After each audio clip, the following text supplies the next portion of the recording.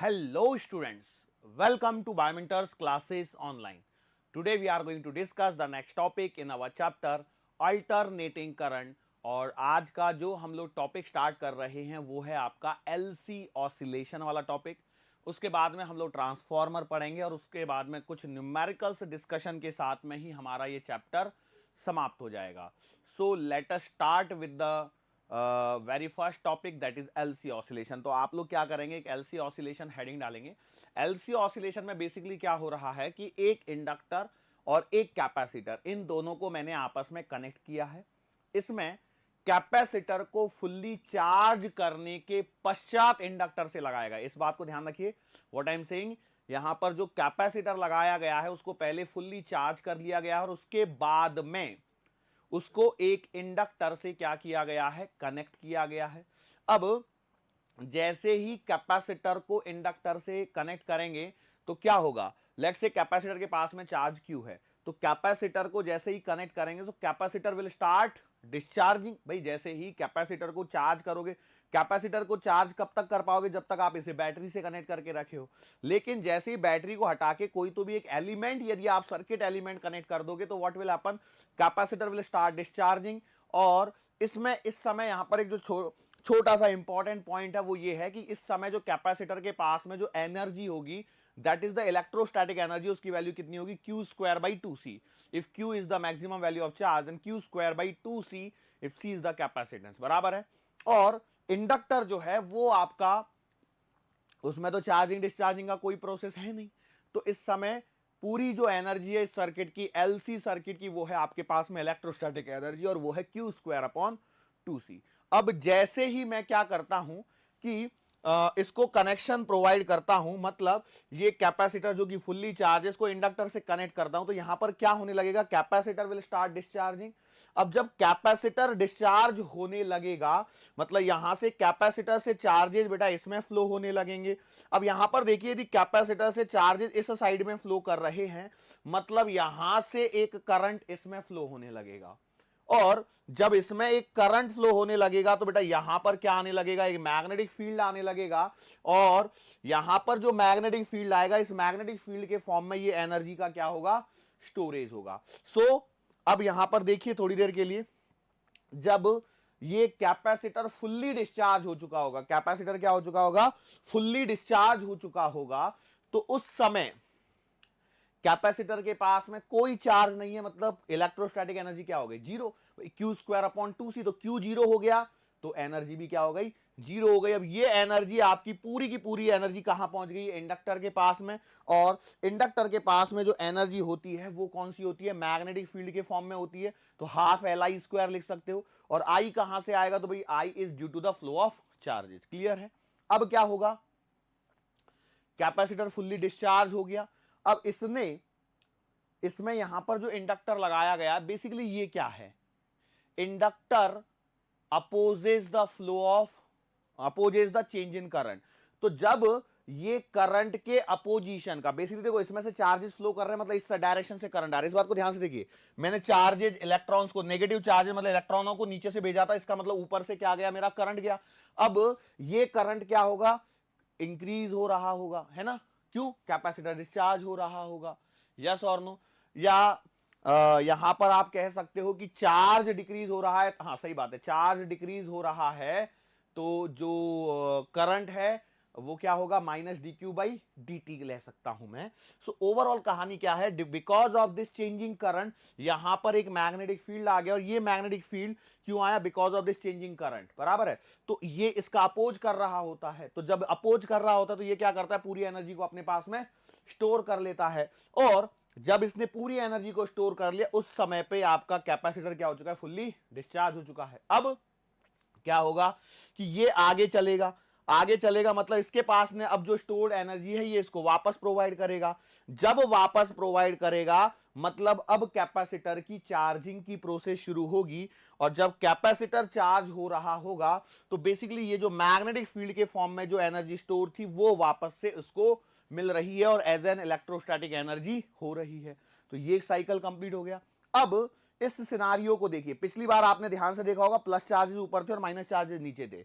जिन्होंने नहीं देखा वो वापस से देख लेना। अब माइनस चार्जेस ऊपर आ गए, प्लस चार्जेस नीचे आ गए, तो अब फिर से कैपेसिटर फुल्ली चार्ज हो गया।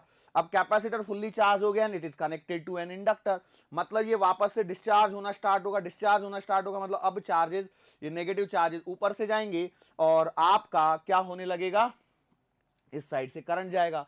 तो यहां पर एक ऐसा मैग्नेटिक फील्ड आएगा जो उस कारण का विरोध करेगा जिसने इसे प्रोड्यूस करा है। तो वही कहानी वापस से हो जाएगी, मतलब कैपेसिटर डिस्चार्ज होने लगेगा और एनर्जी जो है इलेक्ट्रोस्टैटिक एनर्जी डिक्रीज होने लगेगी, जो कि मैग्नेटिक फील्ड के फॉर्म में इंक्रीज होने लगेगी।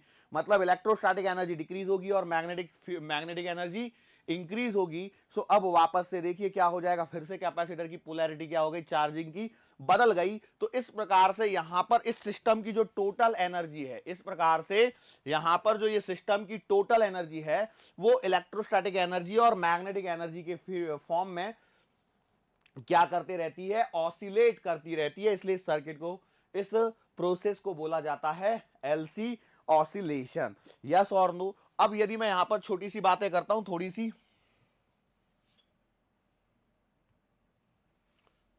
अरे क्लोज हो जा।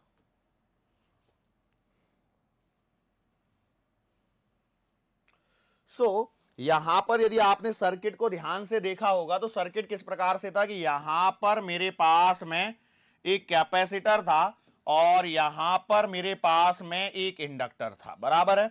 ओके, सो कैपेसिटर की कैपेसिटी C, इसका इंडक्टेंस L। सो यहां पर मैं ये कह रहा हूं कि भाई आपके पास में इसका जो पोटेंशियल है ये इसके बराबर होगा। तो V कितना होगा, voltage drop across capacitor will be equals to Q by C and that will be equals to what, L di by dt. So I can say that Q by C minus का L di by dt बराबर 0। मैं यहां पर एक काम और कर रहा हूं, L से डिवाइड कर देता हूं तो ये बन जाएगा Q by L C minus का L di by dt बराबर 0। बोलो यस और नो, यस और no. Q by L C minus का L d i by D t बराबर 0। अब यहां पर देखिए ये जो I है, बेसिकली ये I जो है वो क्या लिखा जा सकता है, it can be written as what, मैंने कुछ गलती करी है क्या? ओके, एक गलती हो रही है बेटा, यहां पर ये L नहीं आएगा। क्यों नहीं आएगा, पूरा एक बार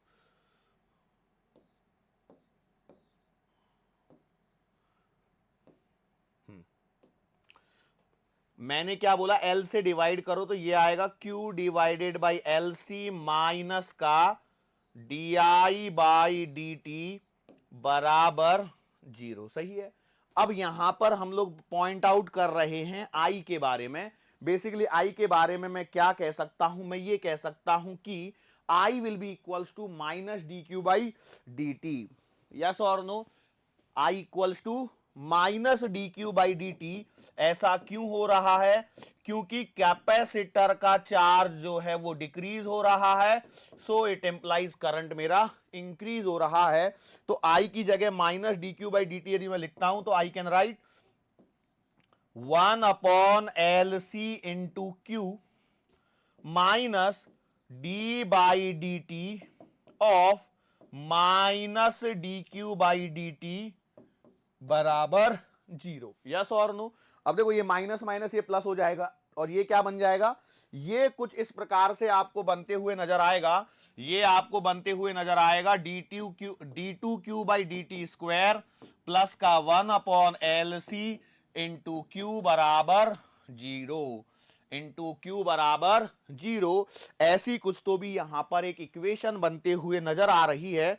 और इस इक्वेशन को यदि आप रिकॉल कर पा रहे हो तो आपको याद होगा डी टू एक्स प्लस का डी टी स्क्वायर प्लस का ओमेगा स्क्वायर एक्स बराबर 0। ऐसी इक्वेशन आपने पढ़ी हुई है कहां पर, सिंपल हार्मोनिक मोशन, एसएचएम में d two x by D t square plus का ओमेगा स्क्वायर एक्स बराबर 0 पढ़ी हुई है। तो यहां से यदि मैं इसको कंपेयर करता हूं तो ओमेगा स्क्वायर की वैल्यू कितनी आएगी मेरे पास में, 1 बाई एल सी। तो omega will be equals to 1/√LC। Omega कितना आएगा? 1/√LC। ये आपके पास में इक्वेशन आ रही है, या angular frequency in LC oscillation circuit आपको मिलेगी। यस और नो? श्योर है क्या? ये तो कुछ कुछ वैसा ही लग रहा है क्या आपको जो रेजोनेंट फ्रीक्वेंसी में आपने सीखा था? यस बेटा, कुछ कुछ वैसा ही यहां पर हमारे पास में नजर आता है। ठीक है, अब यहां पर एक पॉइंट और मैं बात करूं तो यहां पर जो चार्ज है, ये चार्ज जो है वो कंटिन्यूअसली क्या कर रहा है? ऑसिलेट कर रहा है। क्यों? देखो यहां पर क्यू के फॉर्मेट में इक्वेशन बन रही है, मतलब यहां पर चार्ज क्या कर रहा है?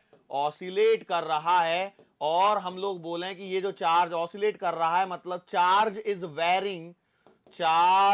Varying with respect to time, varying with respect to time. बोलो यस और no? Charge is varying with respect to time. अब ये जो वेरिएशन आएगा वो किस फॉर्मेट में आएगा? तो इसकी इक्वेशन बनेगी, और इसकी जो इक्वेशन बनेगी वो बनेगी बेटा क्या?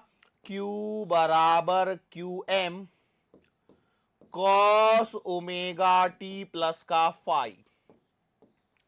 ये इक्वेशन कौन सी इक्वेशन है? ये इक्वेशन एसएचएम में तब यूज करी जाती है जब आपका particle starts oscillation from extreme position. बराबर है? एक्सट्रीम पोजीशन मतलब जब आपका पोजीशन x बराबर a पर होता है तब हम लोग x बराबर a cos ओमेगा टी से स्टार्ट करते हैं। यस और no? Are you getting my point और नॉट? तो आपने बोला बिल्कुल सही बात है। तो यहां पर भी क्या हो रहा है कि जब यहां पर हम लोग यूज कर रहे हैं इसको, तो कैपेसिटर को हम लोगों ने फुल्ली चार्ज कंडीशन से लिया है। कैपेसिटर को हम लोगों ने क्या किया है? फुल्ली चार्ज सिचुएशन से लिया है, और बाद में हमारा चार्ज यहां पर डिक्रीज हो रहा है। यदि मैं मीन पोजीशन से चालू हो रहा होता मतलब चार्ज 0 हो रहा होता। यस? श्योर हैं? ओके। सो ये जो है it is very much similar to what? Spring mass oscillator. It is very much similar to what? Spring mass oscillator, जहां पर एक स्प्रिंग से एक मास को कनेक्ट किया गया है और उसे एक्स डिस्प्लेसमेंट देकर के क्या किया गया है? रिलीज किया गया है। क्या किया गया है? रिलीज किया गया है। तो जब आप उसे एक्स पोजीशन तक खींच लेते हो तो उस समय उसमें क्या होती है? दिस एलसी ऑसिलेशन जो है आपके हमारे पास में are equivalent to spring mass oscillator. किसके इक्विवेलेंट है बेटा? स्प्रिंग मास ऑसिलेटर के इक्विवेलेंट हैं। और यदि स्प्रिंग मास ऑसिलेटर के इक्विवेलेंट है तो देखो यहां पर मेरे पास में क्या हो रहा है? एक स्प्रिंग लगा दी और यहां पर इसको एक ब्लॉक से कनेक्ट कर दिया जिसका मास m है, ये स्प्रिंग कांस्टेंट k है। तो जब मैंने इसे खींचा होगा, जब मैंने इसको इसकी मीन पोजीशन से क्या किया होगा? डिस्प्लेस किया होगा। मान के चलो यहां पर इसकी मीन पोजीशन है और ये इसको मैक्सिमम मैंने खींचा है, तो ए इसका एम्पलीट्यूड है। तो इस समय इसके पास में क्या है? सिर्फ और सिर्फ पोटेंशियल एनर्जी है, और वो आएगी हाफ के एक्स स्क्वायर, लेकिन x will be equals to a square. बराबर है? जैसे ही एज सून एज रिलीज, जैसे ही मैं इसे क्या कर रहा हूं? रिलीज कर रहा हूं, तो बेटा पोटेंशियल एनर्जी भी जीरो नहीं है और काइनेटिक एनर्जी भी जीरो नहीं है। बट इस समय अभी तो आपकी काइनेटिक एनर्जी क्या है? जीरो है। पोटेंशियल एनर्जी इतनी है और काइनेटिक एनर्जी जीरो है। क्यों? मैक्सिमम पोजीशन में जैसे ही छोड़ोगे, जैसे ही छोड़ा जाता है तो पोटेंशियल एनर्जी डिक्रीज होने लगती है। पोटेंशियल एनर्जी क्या होने लगती है? डिक्रीज होने लगती है। एंड काइनेटिक एनर्जी क्या होने लगती है? इंक्रीज होने लगती है। कुछ समय पश्चात जब आपका ये इस वाली पोजीशन पर, मतलब आप बात कर रहे हो एट मीन पोजीशन, कौन सी वाली सिचुएशन की बात कर रहे हो? मीन पोजीशन की बात करते हो, तो आपके पास में क्या हो जाएगा? पोटेंशियल एनर्जी जीरो हो जाएगी एंड काइनेटिक एनर्जी आपकी क्या हो जाएगी? मैक्सिमम हो जाएगी। ठीक है? तो इस प्रकार से ये जो ऑसिलेशन यहां पर चलते हैं वही ऑसिलेशन हम लोगों को किस में दिखाई देते हैं, यही सेम टाइप ऑफ ऑसिलेशन हम लोगों को दिखाई देते हैं electrical energy and magnetic energy में। पहले पूरी एनर्जी इलेक्ट्रोस्टैटिक एनर्जी थी, बाद में वही पूरी एनर्जी किस में कन्वर्ट हो गई, मैग्नेटिक फील्ड एनर्जी में। तो यहां पर देखो पहले पूरी एनर्जी पोटेंशियल एनर्जी थी, मतलब potential energy is related with the electrostatic energy, और जो बाद में ये मैग्नेटिक एनर्जी में कन्वर्ट हो रही है इसका मतलब kinetic energy is associated with the magnetic field energy. क्या ये बात समझ में आ रही है? फिर बाद में क्या होगा, पोटेंशियल एनर्जी जीरो हुई थी, तो यहां पर जब कैपेसिटर फुल्ली डिस्चार्ज हुआ था तो इलेक्ट्रोस्टैटिक एनर्जी क्या हुई थी, जीरो हुई थी, और मैग्नेटिक फील्ड एनर्जी मैक्सिमम हो गई थी। Are you getting my point और नॉट? यस, श्योर है। तो ये आपका छोटा सा टॉपिक है एलसी ऑसिलेशन का। अब ये उनको अच्छे से समझ में आएगा जिनको ये स्प्रिंग ब्लॉक सिस्टम समझ में आता है। फिर क्या होगा, बीन पोजीशन से ये अंदर जाएगा, फिर से क्या होगा, पोटेंशियल एनर्जी जीरो नहीं होगी और काइनेटिक एनर्जी भी जीरो नहीं होगी। मतलब अब क्या होगा, काइनेटिक एनर्जी डिक्रीज होने लगेगी और पोटेंशियल एनर्जी इंक्रीज होने लगेगी। फिर वहां पहुंच जाएगा एक्सट्रीम लेफ्ट पे, तो फिर से पोटेंशियल एनर्जी मैक्सिमम और kinetic energy zero, and then so on. ये प्रोसेस कंटिन्यूअसली चलती रहने वाली है। ठीक है, ओके। सो ये था हमारा एलसी ऑसिलेशन का कॉन्सेप्ट। अब इस एलसी ऑसिलेशन के कॉन्सेप्ट में यदि हम लोग यहां पर कुछ छोटी छोटी चीजों को देखने की कोशिश करें तो हम लोग यहां पर इसको रिलेट कर सकते हैं मैकेनिकल सिस्टम और इलेक्ट्रिकल सिस्टम को। तो आपको एनसीईआरटी में एक टेबल दे रखी होगी, उस टेबल को बेटा गो थ्रू जरूर करना है। ठीक है, क्यों? क्योंकि वहां से रिलेटेड क्वेश्चन डायरेक्टली पूछा जा सकता है। कैसे? मैंने भी बोला पोटेंशियल एनर्जी को किससे रिलेट करना है, इलेक्ट्रोस्टैटिक एनर्जी। मतलब आपका हाफ के एक्स स्क्वायर जो है वो इक्विवेलेंट है क्यू स्क्वायर अपॉन 2c से, बराबर। दूसरा पॉइंट, आपकी जो काइनेटिक एनर्जी है हाफ एम बी स्क्वायर, वो रिलेटेड है आपका हाफ एल आई स्क्वायर से। यस और नो? तो इन दोनों के कंपैरिजन से देखिए क्या हो रहा है, ये है आपकी टोटल मैकेनिकल एनर्जी और ये है आपकी पास में total electrostatic plus magnetic field energy. अब यहां पर आप रिलेट कर दीजिए और बता दीजिए किससे क्या रिलेट कर सकते हैं। तो आप कह सकते हैं m is equivalent to l, v is equivalent to i, k is equivalent to 1/c, x is equivalent to q। ये मैकेनिकल इक्विवेलेंट, ये सवाल डायरेक्टली पूछा जा चुका है। किसका पूछा था एग्जैक्टली मैं रिकॉल नहीं कर पा रहा हूं, लेकिन एक सवाल पूछा जा चुका है कि what is the mechanical equivalent of inductance था या कैपेसिटेंस था, इंडक्टर या कैपेसिटेंस में से था, पूछा जा चुका है। तो इंडक्टर का तो मास है और सी क्या है, कैपेसिटेंस का क्या आएगा, reciprocal of spring constant, reciprocal of spring constant. Yes और नो? श्योर है, क्लियर? तो ये यहां पर एक इक्विवेलेंसी वाला टॉपिक भी कवर हो जाता है। नाउ अब हम लोग आगे बढ़ते हैं और आगे बढ़ने पर हमारे पास में मिलता है ट्रांसफॉर्मर वाला टॉपिक, और ट्रांसफॉर्मर को हम लोग फटाफट से यहां पर खत्म कर लेते हैं। ठीक है, ट्रांसफॉर्मर, ट्रांसफॉर्मर है क्या? Transformer is the static device which transfers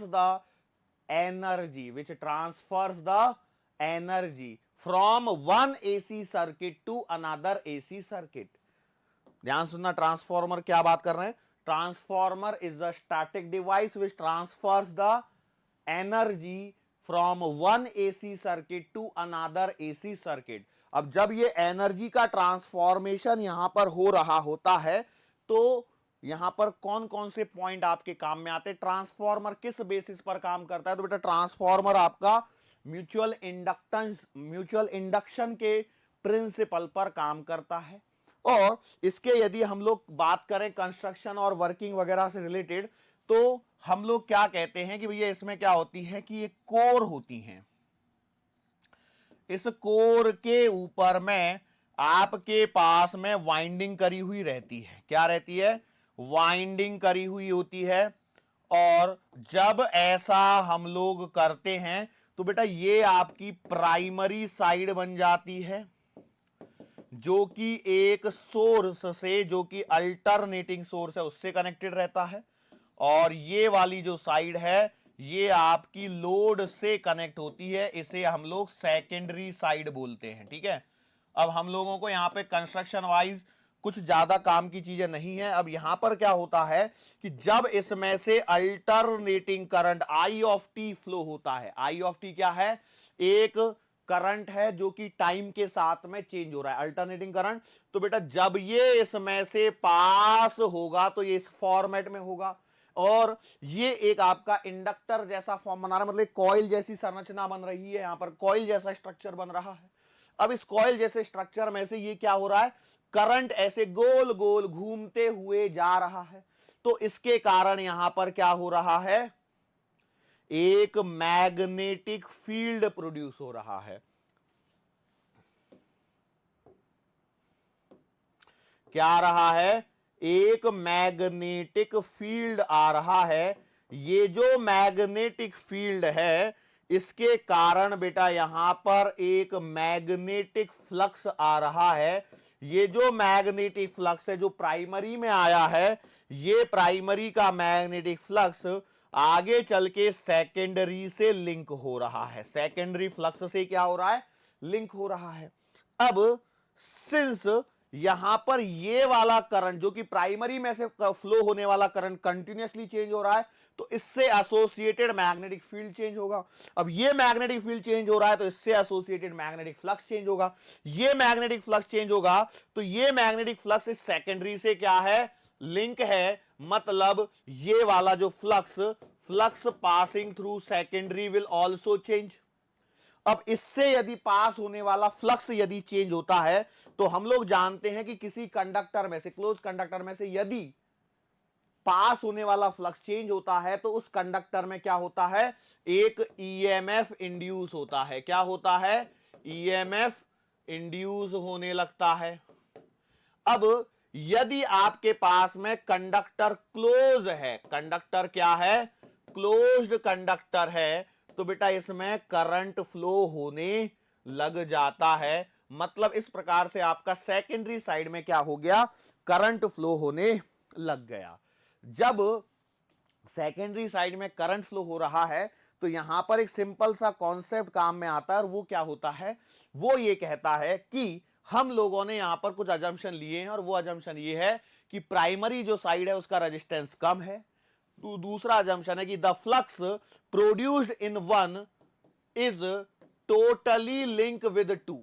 मतलब प्राइमरी साइड में जितना फ्लक्स प्रोड्यूस हो रहा है वो पूरा का पूरा इस सेकेंडरी से क्या हो रहा है, लिंक हो रहा है। There are no losses at all, ऐसा हमारा अजम्पशन है। यदि ऐसा है, यदि ऐसा है तो on the basis of assumption I can say that कि भैया आपकी इनपुट पावर जो है वो आपकी आउटपुट पावर के बराबर होगी। और यदि आपकी इनपुट पावर और आउटपुट पावर बराबर हैं तो एक सिंपल सी बात मैं कह सकता हूं कि पावर का फॉर्मूला होता है V इंटू आई। तो इनपुट पावर मतलब क्या हो जाएगा, V इंटू आई।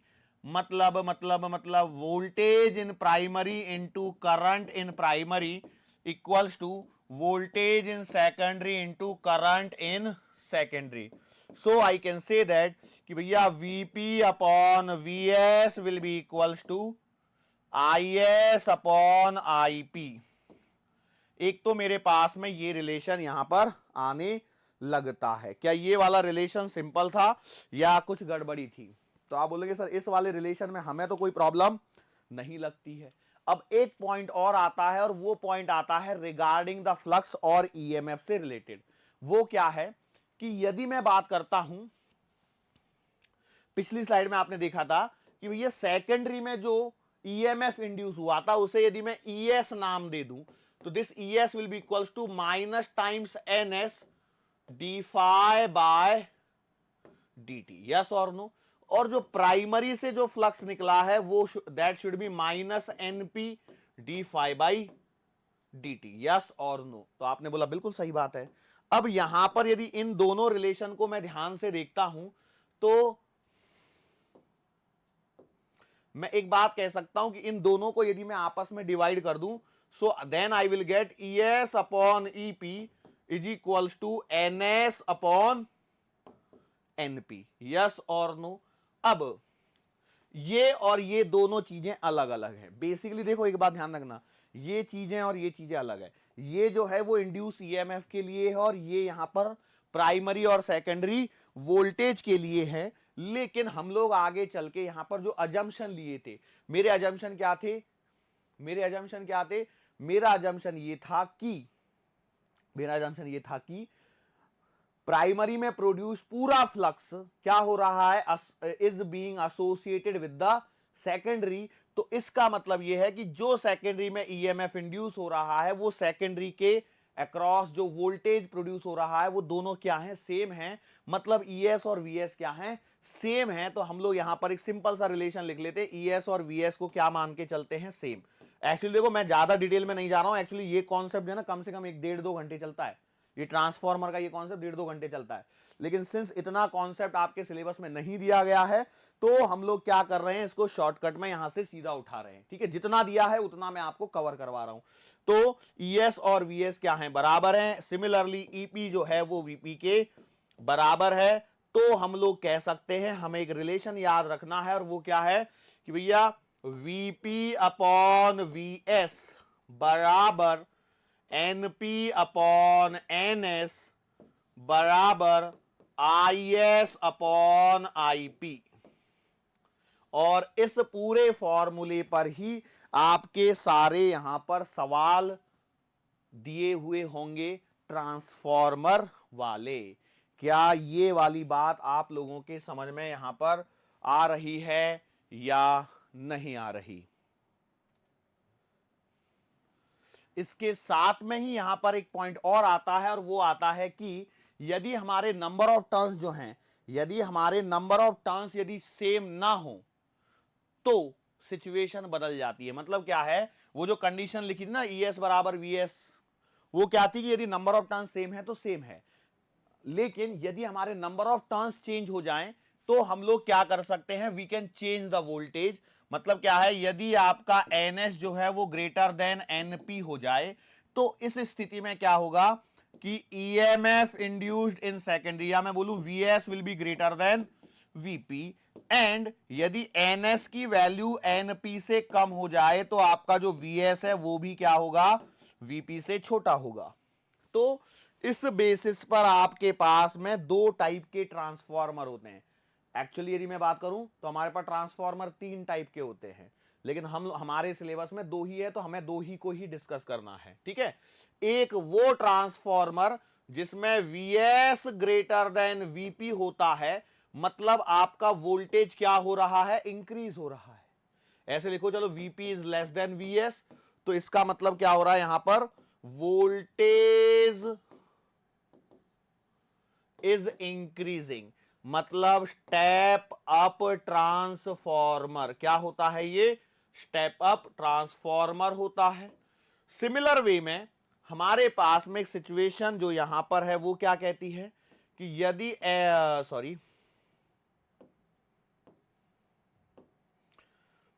वी पी जो है वो ग्रेटर देन वीएस हो जाए, वीपी जो है वो ग्रेटर देन वीएस हो जाए, तो उस स्थिति में हम लोग क्या कहेंगे कि वोल्टेज जो है वो आपका क्या हो रहा है? डिक्रीज हो रहा है। और यदि वोल्टेज डिक्रीज हो रहा है तो हमारे पास में यहां पर जो एक्शन हो रहा है वो है बेटा स्टेप डाउन। तो इसको हम लोग कहेंगे स्टेप डाउन ट्रांसफॉर्मर। क्या कहेंगे? स्टेप डाउन ट्रांसफॉर्मर हम लोग इसे नाम देंगे। ठीक है, श्योर। सो ये थी पूरी कहानी ओवरऑल ट्रांसफॉर्मर की। इसमें एक पॉइंट और मेरे पास बच जाता है, वो है एफिशिएंसी से रिलेटेड। तो बेटा एफिशिएंसी ऑफ ट्रांसफॉर्मर हो चाहे किसी की भी हो, तो एफिशिएंसी का तो हमेशा मतलब होता है बेटा आउटपुट अपॉन इनपुट। अब यहां पर जो एफिशिएंसी की बात करी जाती है वो करी जाती है रिगार्डिंग पावर। तो हम लोग लिखेंगे क्या? हम लोग लिखेंगे इसको output power upon input power, output power upon input power. और परसेंटेज में चाहिए होगी तो मतलब एफिशिएंसी को डिनोट करने का सिंबल है ईटा। So eta percentage will be equals to P out upon P in into 100. Getting or not? Okay तो P आउट मतलब आउटपुट पावर, और आउटपुट पावर को आपने लिखा था किस प्रकार से, voltage in secondary into current in secondary divided by voltage in primary into current in primary और इंटू 100। ये आपके पास में एफिशिएंसी यहां पर आ जाएगी, यहां पर क्या आ जाएगी, ये एफिशिएंसी यहां पर आ जाएगी। श्योर है क्या? क्लियर? कोई परेशानी? मुझे नहीं लगता है कोई परेशानी इसमें होनी चाहिए। श्योर? ओके चलो, और कुछ बचा है क्या? नहीं। इस प्रकार से यहां पर बेटा आपका चैप्टर जो है वो समाप्त हो जाता है। और अब हम लोगों को बात करनी है अल्टरनेटिंग करंट के न्यूमेरिकल्स के बारे में। ठीक है, मैं हट जाता हूं यहां पे थोड़ा सा। ठीक है, we are going to solve some numericals on the chapter alternating current, और इसी के साथ में आपका चैप्टर यहां पर समाप्त हो जाएगा। ठीक है, पहला क्वेश्चन आ रहा है, आया कि नहीं आया? Okay, what is the very first question? An electric bulb is designed to consume 55 watt when operated at 110 volt. It is connected to a 220 volt 50 hertz line through a choke coil in series. What should be the inductance of the coil for which the bulb gets correct voltage? सवाल को देखिए और बताइए क्या हो रहा है। सबसे पहले तो आपको इसमें थोड़ा सा सोचना पड़ेगा। वो सोचना क्या पड़ेगा कि आपको सोचना पड़ेगा इसका सर्किट डायग्राम कैसे बनेगा। तो सबसे पहले यहां पर होगा एक बल्ब। ओके, इस बल्ब के साथ में आपने लगा दिया एक इंडक्टर और इसे आपने कनेक्ट किया है एक अल्टरनेटिंग करंट सोर्स से। ठीक है, बल्ब के बारे में बोला गया है 50 वैट 110 वोल्ट। तो मैंने आपको करंट इलेक्ट्रिसिटी चैप्टर में बताया है कि जब भी बल्ब आए और वोल्टेज और पावर दिया हो, सबसे पहले क्या कैलकुलेट करो, रेजिस्टेंस। तो बोलो आर कितना आएगा, मैं यहां निकाल लूं क्या, R will be equals to V square divided by P, मतलब 110 इंटू 110 डिवाइडेड बाई 5। तो यहां पर कैंसलेशन करके कितना आएगा, 55 दूना 110 ना, ये तो सीधा दो बार आएगा। तो यहां पर 220 ओम, 11 पंजे 55, 11 दूना 10, 11 नहीं 110, 10/5 मतलब 2। ओके, सो 220 ओम आपके पास में क्या आ रहा है, रेजिस्टेंस आ रहा है। अब यहां पर एक पॉइंट को समझिए, क्या है कि an electric bulb is design to consume 55 watt when operated at 110 volt. इसका मतलब क्या है, इसका मतलब यह है कि वहां पर 110 वोल्ट यहां पर है। अब इसको हम लोगों ने 220 वोल्ट और 50 हर्ट्ज की सप्लाई से कनेक्ट किया है with the help of choke coil. Choke coil का मतलब क्या होता है कि भैया आपने एक इंडक्टर यहां पर कनेक्ट कर दिया है। ठीक है, ये आपकी चोक कॉइल हो गई। बेसिकली यदि चोक कॉइल की हम लोग बात करें आगे चल के, तो उसमें हम लोग कहते हैं कि रजिस्टर और एक इंडक्टर का जो सेट होता है वो आपका चोक कॉइल होता है। वो क्या होता है, चोक कॉइल होता है। सो अब एक बात बताइए, इसके अक्रॉस यदि देखा जाए तो इसमें से जो करंट फ्लो हो सकता है वो करंट अक्रॉस बल्ब कितना आ सकता है। तो हम लोग कहेंगे कैसे, V बराबर आई आर, तो I बराबर V बाई आर, तो 110 डिवाइडेड बाई 220 मतलब 1/2, मतलब 0.5 ampere is the current which can flow through this bulb. इस बल्ब में से कितना करंट फ्लो कर सकता है, 0.5 एम्पियर का करंट फ्लो कर सकता है। अब कहानी यह है कि एक तरह से आपके पास में सीरीज आरएल सर्किट बन गया है, और यदि ये सीरीज आरएल सर्किट बना है तो सीरीज आरएल सर्किट की कहानी क्या कहती है मुझसे, वो कहती है भैया वी स्क्वायर बराबर का वी आर स्क्वायर प्लस का वी एल स्क्वायर। तो बेटा आपको V तो मालूम है कितना है, 220 वोल्ट की सप्लाई से आपने कनेक्ट किया है। VR क्या है, वोल्टेज ड्रॉप अक्रॉस रेजिस्टेंस, और रेजिस्टेंस कहां पर मिल रहा है, बल्ब में, और वो कितना मिल रहा है जरा बताएंगे, 110 वोल्ट। तो आपने लिख दिया 110 का स्क्वायर और प्लस का VL का स्क्वायर। कैलकुलेशन थोड़ी टफ है क्या, इट एम्प्लाइज VL का स्क्वायर जब आप लिखोगे तो 220 का स्क्वायर माइनस 110 का स्क्वायर, 11 11 तो 121 हो गए, 22 का कितना होता है 484। तो आप लिखोगे 48400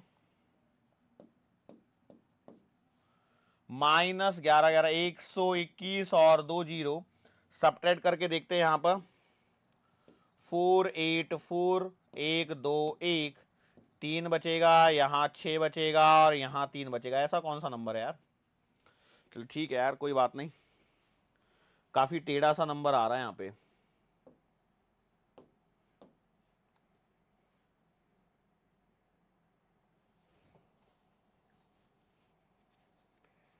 वैसे इसमें से एक काम कर सकता हूं, पता है मैं क्या, एक काम कर सकता हूं मैं, इसको 110 इंटू 2 लिख सकता था और उसका स्क्वायर करके 110 का स्क्वायर कॉमन निकाल सकता था। मतलब आई कैन राइट लाइक कि 121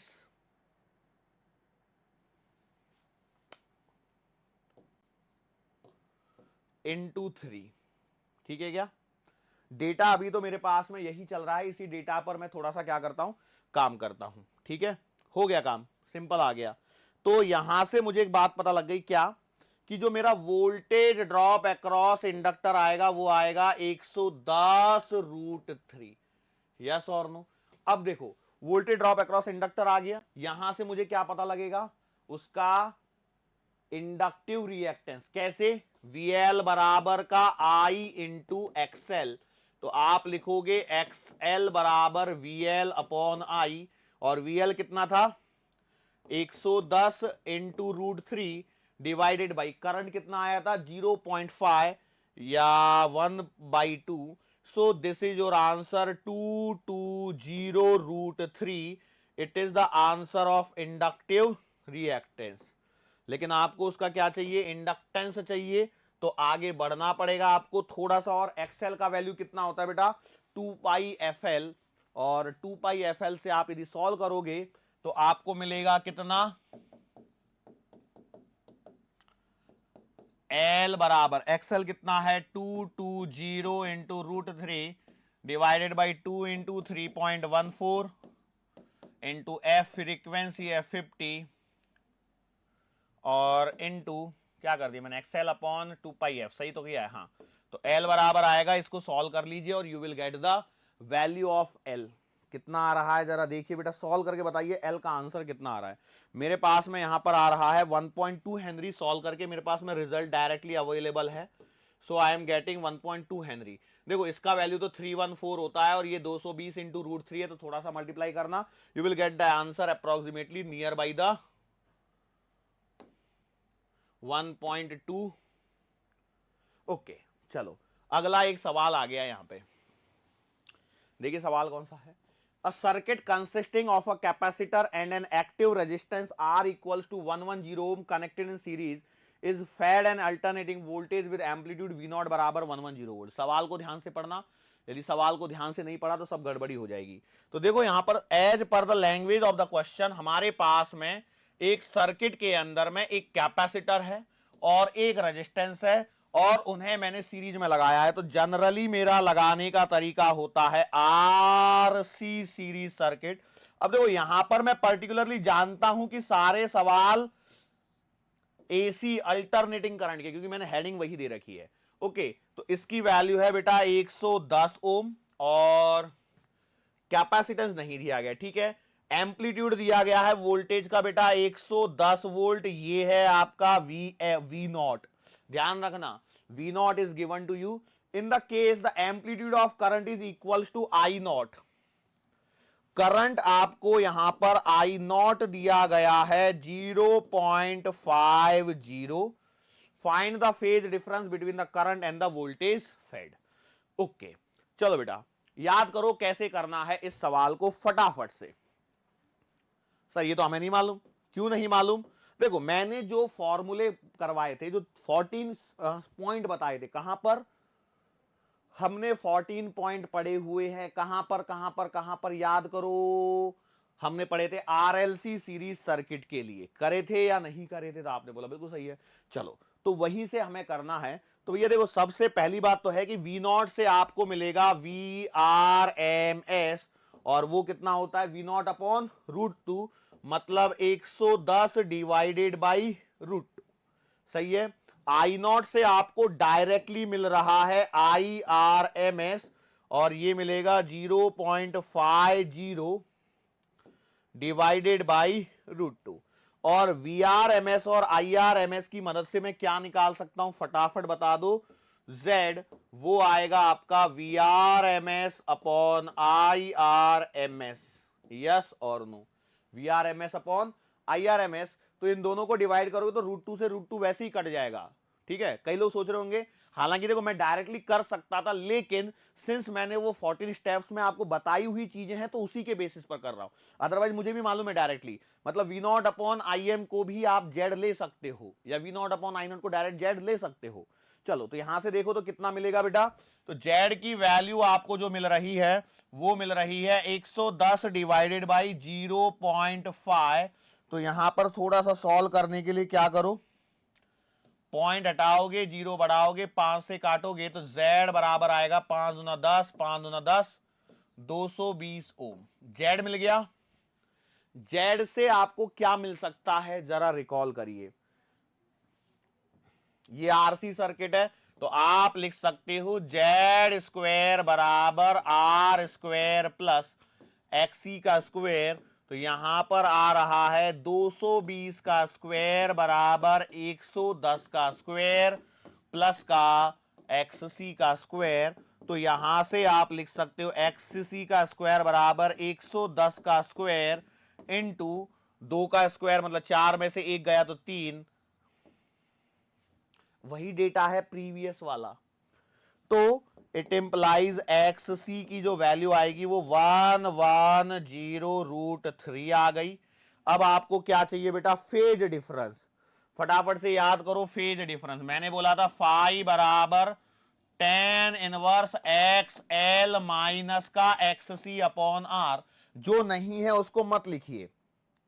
कई लोग बोलेंगे सर ये XL माइनस XC क्यों लिख दिया, तो याद करने के लिए, आपको चीजें को बताने के लिए। तो फाई बराबर XL है नहीं तो आपको ध्यान रखना है ये होगा XC अपॉन R, माइनस आने ही वाला है। तो फाई बराबर tan इनवर्स ऑफ XC कितना है बेटा 110√3 डिवाइडेड बाई 110, मतलब phi is what tan inverse of √3 और इसका मतलब है 60 डिग्री। अच्छा, करंट विल बी लीडिंग और लैगिंग, तो बेटा आप जानते हो आरसी सर्किट में करंट लीड्स द वोल्टेज, मतलब your answer is 60 degree. 60 degree is the phase difference. Clear, simple pattern है, कोई दिक्कत नहीं होनी चाहिए। लो भाई अगला सवाल देखो, काफी लंबा चौड़ा सा सवाल है।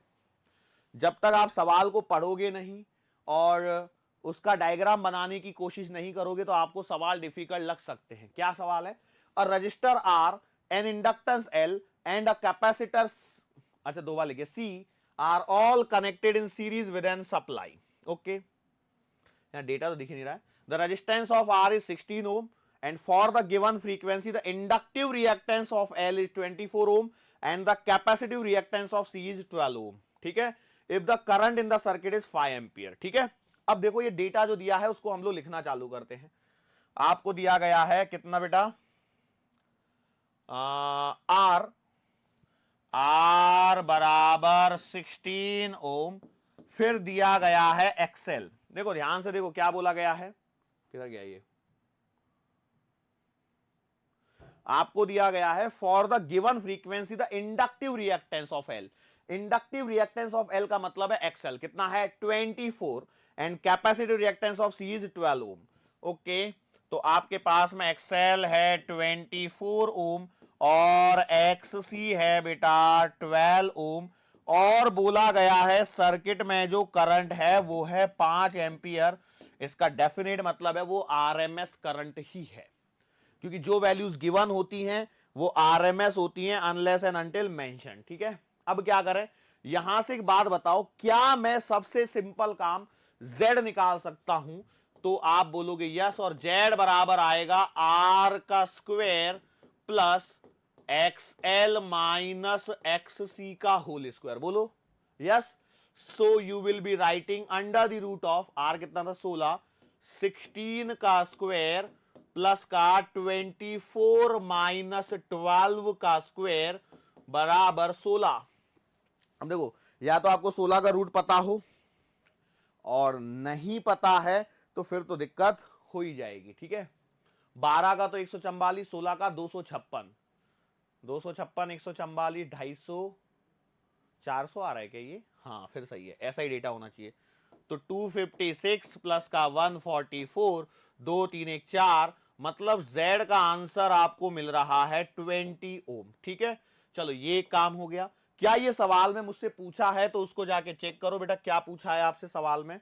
आपसे पूछा गया था potential difference across R L C impedance of the circuit. तो मैंने सबसे पहला काम कर लिया है, इंपीडेंस ऑफ द सर्किट को 20 ओम निकाल लिया है। The voltage of the AC supply and the phase angle, बहुत आसान आसान बचा हुआ है बेटा। देखो कैसे, ये निकाल दिया। अब मैं जानता हूं कि क्या जानता हूं, V R I R M S क्या होता है, we R M S upon Z, I बराबर वी बाई जेड। तो I R M S V R M S बर, तो आप लिखोगे वी आर एम एस बराबर I R M S into Z.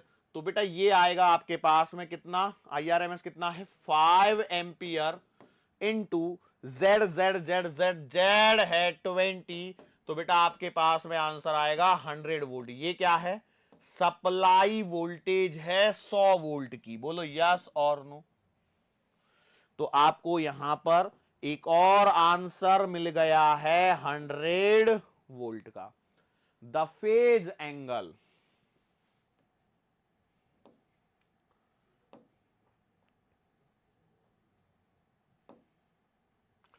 Phase angle basically ये यहां पर बात कर रहा है फेज डिफरेंस की ही।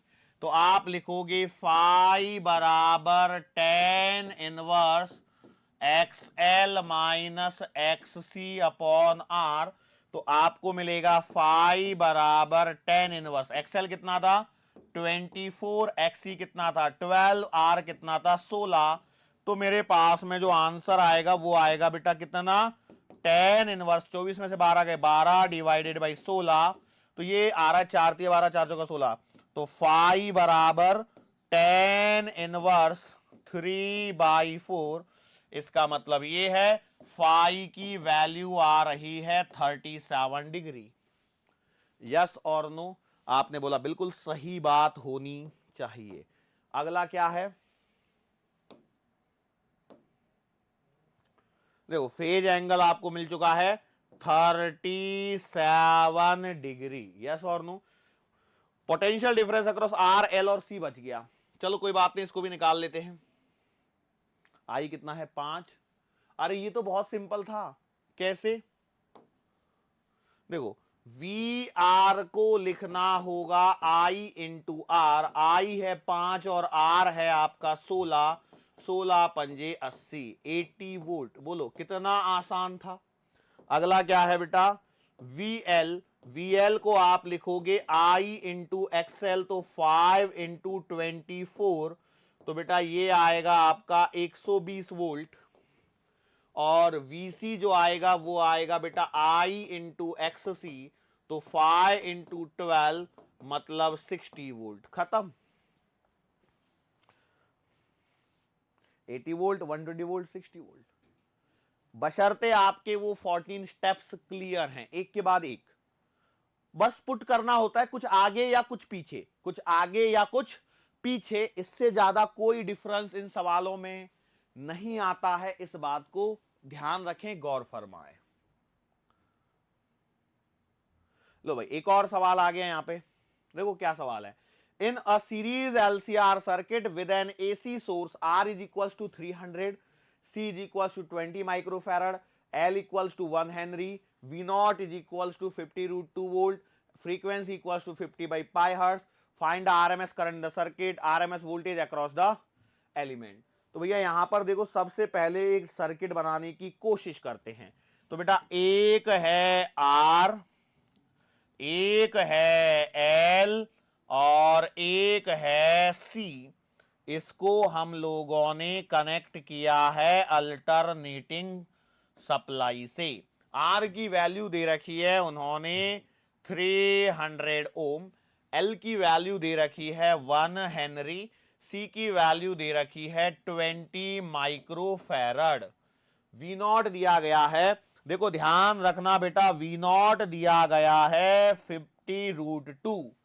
तो आप जानते हैं वी नॉट होता है मैक्सिमम वैल्यू, मतलब आप निकाल सकते हो वी आर एम एस, और वो आएगा बेटा वी नॉट अपॉन √2, मतलब 50√2 डिवाइडेड बाई √2, मतलब 50 वोल्ट। यस और नो? बिल्कुल सही है। आगे देखो उसने क्या दिया गया है, फ्रीक्वेंसी और दे रखी है। तो पूछा क्या है, आरएमएस वोल्टेज अक्रॉस एलिमेंट, मतलब हर एक के अक्रॉस निकालना है, और RMS element, RMS current in the circuit. तो भैया सबसे पहला प्यारा सा काम क्या करो, याद करो सारे स्टेप। आरएमएस निकाला, उसके बाद इंडक्टिव रिएक्टेंस, फिर capacitive reactance and so on, इस तरह से कहानी को आगे बढ़ाओ। तो भैया हम लोग देखते हैं यहां पर फ्रीक्वेंसी दे रखी है, ओके। तो बेटा यहां पर आपको क्या निकालना है, एक्सएल। एक्सएल की वैल्यू होती है बेटा 2 पाई एफ एल, तो आपके पास में आएगा 2 into pi into 50 divided by pi into L की वैल्यू 1 है बेटा, पाई से pi cancel, 100 ohm is the value of X L. फिर आपको क्या निकालना है, एक्ससी। एक्ससी का फॉर्मूला याद करो क्या है, तो एक्ससी का फॉर्मूला है 1/2 पाई एफ सी। तो आप लिखोगे 1/2 पाई, एफ की वैल्यू बेटा 50 पाई, और सी कितने माइक्रोफैरड है बेटा, 20 माइक्रोफैरड है। तो आपको यहां पर लिखना है 20 और माइक्रोफैरड मतलब 10⁻⁻6। बोलो यस और नो? अब यहां देखो क्या होगा, पाई से पाई कटेगा, एक और एक 2 जीरो हो गई, और 5 दूना 10, 3 जीरो हो गई। तो बेटा ये बचेगा -3, ये जाएगा ऊपर, तो ये बन जाएगा 1000 और डिवाइडेड बाई 2 मतलब 500। तो बेटा आपके पास में एक्स सी का आंसर आ गया बेटा 500 ओम। कुछ गलती हो रही है क्या? क्योंकि क्या है ना, एक्सएल का आंसर 100 ओम आ रहा है और एक्ससी का आंसर 500, एक्सएल माइनस एक्ससी काफी बड़ा, तो यदि वो मिली है नहीं फिर ठीक है, 500 और 100 है ना, फिर ठीक है।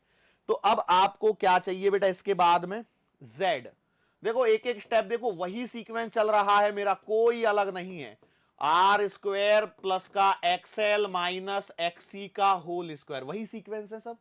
तो अब आपके पास में लिखा जाएगा under the root of R, कितना था याद करो, 300, फिर ठीक है। तो आपने लिखना है 300 का स्क्वायर प्लस का एक्सेल है बेटा 100 माइनस 500 का स्क्वायर। तो देखो क्या होगा, अंडर द रूट ऑफ 300 का स्क्वायर प्लस का 400 का स्क्वायर। 400 कहां से आया, 100 में से 500 गए -400, और सिंस स्क्वायर है तो पॉजिटिव ही होगा, तो 300 का और 400। बोलो जेड की वैल्यू आएगी बेटा 500 ओम। बोलो जेड तक निकाल दिया। इसके आगे का स्टेप क्या होता है, फटाफट से रिकॉल करो। आई आर एम एस बराबर V R M S divided by Z. V R M S इस क्वेश्चन का क्या था, पहले निकाल चुका हूं मैं, 50, और जेड मैंने अभी निकाल के दिया। तो आपके पास में आएगा 50 डिवाइडेड बाई 500 मतलब 1/10 मतलब 0.1 ampere is the value of RMS current. बोलो यस और नो? कोई परेशानी होगी? तो आपने RMS current in the circuit निकाल लिया। आरएमएस वोल्टेज अक्रॉस एलिमेंट और चाहिए, कैसे निकालोगे? तो बेटा इसके लिए आपको करना यह है कि आपको लिखना है यहां पर वी आर बराबर आई इंटू आर। तो बेटा 0.1 इंटू आर था 300, तो आप लिखोगे 30 वोल्ट, ये है आपका वी आर की वैल्यू। फिर आप बताइए वी एल को लिखा जाएगा बेटा आई इंटू एक्सएल, तो 0.1 इंटू एक्सएल कितना आया था 100, तो आपके पास में आंसर आएगा 10 वोल्ट। और फिर आपको चाहिए VC, तो लिखा जाएगा I इंटू XC 0.1 इंटू 400, मतलब आपके पास में आंसर आएगा 40 वोल्ट। देख लो डेटा को क्रॉस चेक करके, क्या दिक्कत है बताओ। क्या ये सारे की सारे क्वेश्चन उन्हीं 14 स्टेप्स पर बेस्ड हैं जो 14 स्टेप्स हमने देखे हुए हैं, या उसके अलावा कुछ और आ रहा है? तो आप पाएंगे उसके अलावा और कुछ भी नहीं है। अब देखो, मैं कितनी भी देर तक न्यूमेरिकल करवा सकता हूं, कोई दिक्कत नहीं है, लेकिन हम लोगों को अपना ये भी देखना है कि भाई जल्दी से जल्दी खत्म किया जाए। देखो, a series circuit consisting of capacitor XC बराबर 80 ohm, coil with resistance R equals to 30 ohm and inductance XL बराबर 40 ohm is connected to a source of alternating voltage with amplitude V0 बराबर 200 वो find the circuit. Circuit amplitude नहीं होगा, current amplitude होगा, phase difference होगा, amplitude of the voltage across capacitor and the coil. क्या ये सवाल फिर से वही कैटेगरी का सवाल है? यस और नो? तो आप बोलोगे यस सर जी, सवाल तो वैसा ही है। तो शुरुआत कैसे करते हैं, हम लोग बना लेते हैं डायग्राम। आर कितना है, 30 40 80, कहां हो गया? हाँ भाई, तो हम लोग बनाते हैं एक प्यारा सा सुंदर सा डायग्राम, आर एल और XC, ठीक है। मैंने डेटा देखा था, 30 40 80, 30 ओम, 40 ओम, 80 ओम, ठीक है। और यहां देखो V0 दिया गया है 200, तो बेटा V0 यदि यहां पर आपका 200 वोल्ट है, सो इट इंप्लाइज VRMS कितना आएगा, V0 डिवाइडेड बाई √2, और V0 डिवाइडेड बाई √2 का मतलब कितना हो जाएगा, √2 से नीचे multiply 100 √2, this is the value of VRMS, ठीक है। चलो ओके, तो आप यहां पर लिख सकते हो V बराबर 100 √2 is the value of RMS voltage. इसके आगे क्या करना होता है, इसके आगे हम लोगों को सिंपल सी बात है, सीधा सीधा मैं IRMS निकाल सकता हूं। उससे पहले Z निकालेंगे, तो Z का formula under the root of R square plus का XL माइनस XC का होल स्क्वायर।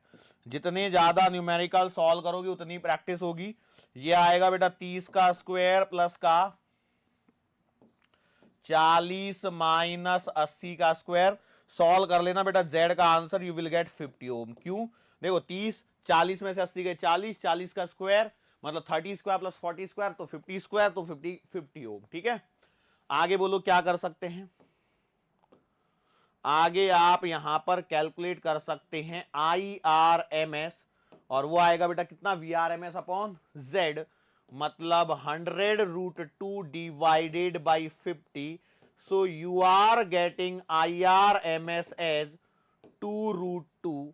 ये मेरा RMS वोल्टेज हो गया, लेकिन आपको इसका एम्पलीट्यूड चाहिए, तो आप जानते हैं IRMS will be written as I0 upon √2। तो बेटा यहां पर क्या हो जाएगा, इट इंप्लाइज 2 √2 बराबर I0 अपॉन √2। तो बेटा इट इंप्लाइज I0 की वैल्यू आएगी कितनी, 4 एंपियर। I0 की वैल्यू कितनी आएगी, 4 एंपियर यहां पर मिलेगी। अगला और क्या है, फेज डिफरेंस वगैरह सब निकालने हैं, सारी चीजें निकालते चले जाओ। तो फाई बराबर 10 inverse of XL minus XC upon R, तो फाई बराबर आएगा 10 इनवर्स ऑफ XL कितना है 40 माइनस 80 डिवाइडेड बाई 30, तो बेटा ये -40 अपॉन 3 बचेगा, -40 अपॉन 30, 0 0 कैंसिल, माइनस का 4/3, और टेन थीटा में 4/3 आया मतलब 53 डिग्री, तो माइनस का 53 degree. What does it indicate, it indicates current Leeds. इसका मतलब क्या है, current Leeds voltage, current Leeds voltage. Yes और नो? और कुछ बचा है क्या जो निकालना था यहां पे? देखो अच्छा वोल्टेज और निकालना था, देखो करंट एम्पलीट्यूड मैंने निकाल लिया, कितना आया 4 ampere. The phase difference between voltage and current 53 degree. The amplitude of voltage and across the capacitor and the coil. Amplitude चाहिए ना कि RMS value, amplitude of voltage लिखा है। इन्हीं चीजों को ध्यान रखना बेटा, एम्पलीट्यूड ऑफ वोल्टेज लिखा है तो हम लोग इसको सीधा वी नॉट से ही लेंगे। क्यों? यदि मुझसे पूछा होता वोल्टेज ड्रॉप तो मैं फिर वीआरएमएस से कर रहा होता, लेकिन वो एम्पलीट्यूड पूछा है तो मैं उसी के बेसिस पर चलता हूं। तो मुझे मिलेगा वी आर बराबर कितना मिलेगा, आई इंटू आर। तो बेटा आई कितना आया था 4 और 30, तो आप लिखोगे 4 इंटू 30 मतलब आपको मिल गया 120 वोल्ट। वी एल तो बेटा आई इंटू एक्सएल, देखो वी नॉट है ये सब, ठीक है, मैक्सिमम वैल्यू की बात कर रहे हैं, ओ लिख देता हूं। तो आपके पास में 4 इंटू एक्सएल था 40, 4 चौका 16, 160 वोल्ट। और वी सी नॉट मतलब आई नॉट इंटू एक्स सी, तो बेटा 4 इंटू 80, 8 चौक 32, 320 वोल्ट। बोलो यस और नो, क्या ये सारा डेटा आपके सामने क्लियर है या नहीं है? बोलो 120, 160, 320।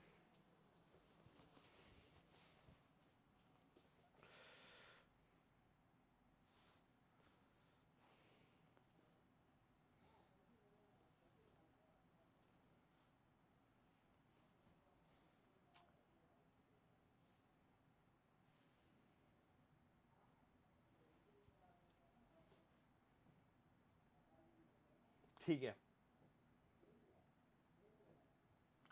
अब देखो बेसिकली यदि मैं यहां पर बात करता हूं तो मेरे पास में कुछ सवाल जो है मैंने एकदम सिंपल से सवाल करवा दिए यहां पे, जो सिंपल सिंपल पॉसिबल थे। बिल्कुल सिमिलर वे में ऐसे ट्रांसफॉर्मर के सवाल होते हैं जिसमें primary secondary, number of turns in primary, number of turns in secondary, number of turns in primary voltage और सेकेंडरी वोल्टेज, ये 4 चीजें होती हैं। 4 में से 3 आपको गिवन होंगी और एक आपको कैलकुलेट करनी होगी, उसी पर बेस्ड आपके सवाल होने वाले हैं, ठीक है। लेकिन उससे पहले एक सवाल और होगा यार मेरे पास में। 200 किलोमीटर लॉन्ग टेलीग्राम वायर की यहां पर बेटा क्या हो रही है, चर्चा हो रही है, ठीक है। चलो, a 200 kilometer long telegraph wire has a capacitance of 0.014 microfarad per kilometer if it carries an alternating current of 15 into 10 to the power 3 hertz। शायद ये गलत है। what should be the value of an inductance required to be connected in series so that the impedance is minimum। एक बात को ध्यान रखना, इस सवाल के अंदर में क्या बोला गया है, ये सवाल लॉजिकल है कि इंपीडेंस इज मिनिमम मतलब करंट इज मैक्सिमम। देखो इसको मुझे देखना पड़ेगा डेटा को क्या है, लेकिन यहां पर जो कॉन्सेप्ट है वो कहता है कि impedance is minimum. Impedance minimum का मतलब होता है जेड मिनिमम। जेड मिनिमम कब होता है, जब Z minimum is equals to R हो, और Z minimum equals to R तब होता है जब रेजोनेंस की कंडीशन आती है, मतलब एक्स एल बराबर एक्स सी हो, या फिर आप इसे लिख सकते हो 2 पाई एफ एल बराबर 1/2 पाई एफ सी हो। यस और नो? तो आप बोलेंगे इसमें तो कोई दिक्कत वाली बात नहीं है, लेकिन यहां से यदि आप देखते हो तो अब आप देखो यहां पर क्या पूछा गया है, what should be the value of an inductance required, मतलब आपसे एल पूछा गया है, तो आप लिखोगे एल उधर ही रहने दो, तो एल बराबर आएगा 1/4 पाई स्क्वायर एफ स्क्वेयर और सी। बोलो अब देखो यहां पर क्या हो रहा है ना, सारी डेटा दी गई है। If it require carries an alternate current of 50 hertz, okay, तो इसका मतलब ये हर्ट्ज सही है। क्यों? फ्रीक्वेंसी है ना 50 इंटू 10⁻³ हर्ट्ज, तो फ्रीक्वेंसी दे रखी है।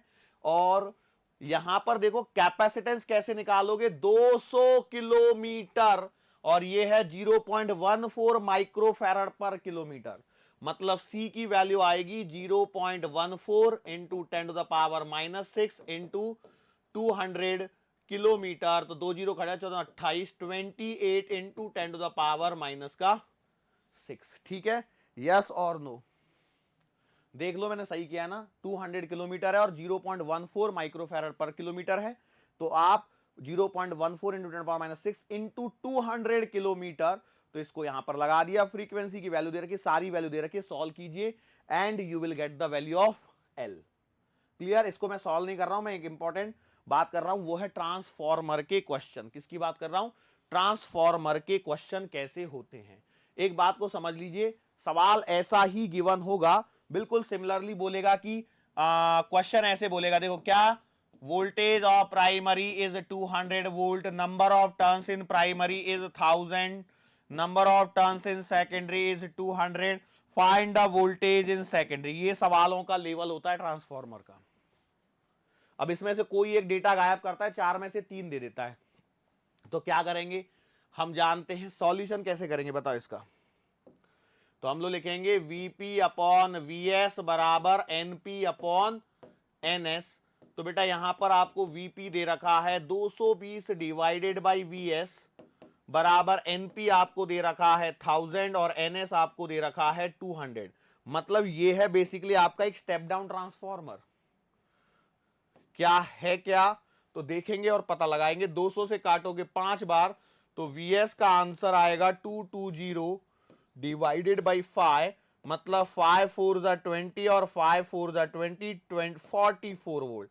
तो सेकेंडरी वोल्टेज की वैल्यू कम आ रही है, इसका मतलब ये जो ट्रांसफॉर्मर है वो है step down transformer. Step down transformer ऐसे टाइप के सवाल होते हैं, एकदम हलवा लेवल के सवाल होते हैं। अब इससे ज्यादा और क्या बोलेगा, इसमें करंट से रिलेटेड करवा देगा, मतलब इसमें बोल देगा भैया वो एक्स्ट्रा डेटा में कि current in primary is 10 ampere, तो करंट इन सेकेंडरी भी बताओ। तो अब क्या करोगे? कुछ नहीं करना है आपको, सिंपल लॉजिक लगाना है। क्या? देखो इनपुट पावर बराबर आउटपुट पावर था, मतलब Vs इंटू आई एस बराबर Vp इंटू आई पी। तो बेटा Vs कितना आ रहा है? 44 इंटू आई एस आपसे पूछा गया है, Vp है आपका कितना? 200 इंटू और Ip मैंने दे दिया है 10। तो बताओ Is का आंसर कितना आएगा? 2000 डिवाइडेड बाय 44। एक काम कर लो, करंट इन प्राइमरी क्या ले लो, सुनो डेटा को आसान करने के लिए, नहीं तो एक काम करो, रहने दो, हमें कौन सा फर्क पड़ रहा है, हमें तो बस एक कॉन्सेप्ट को समझना है।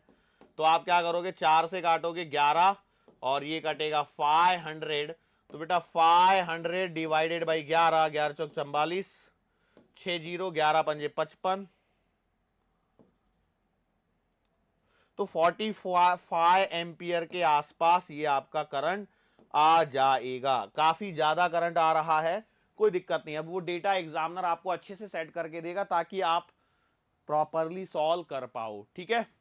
सो ये आपका ट्रांसफॉर्मर का एक सवाल हो गया, मुंह जवानी बनाया वो सवाल है। ऐसे ही सिंपल से सवाल यहां पर रहते हैं, कोई ऐसा हाई फंडू चीजें नहीं रहती हैं, ठीक है। So that's it all about alternating current chapter.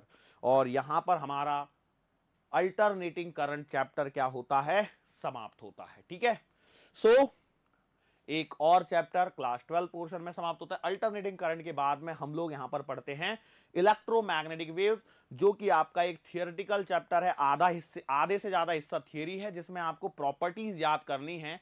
तो मैं एक बार बोलूंगा कि जब आप अगले लेक्चर में आप देखें तो उससे पहले बेटा इलेक्ट्रोमैग्नेटिक वेव वाले चैप्टर को एक बार पढ़ के बैठे, ताकि आपको वो चीजें स्मूथली दिमाग से चलें, ठीक है। स्मूथली चलें दिमाग में, क्योंकि हार्डली एक लेक्चर का चैप्टर है, उससे ज्यादा कुछ है नहीं उसमें।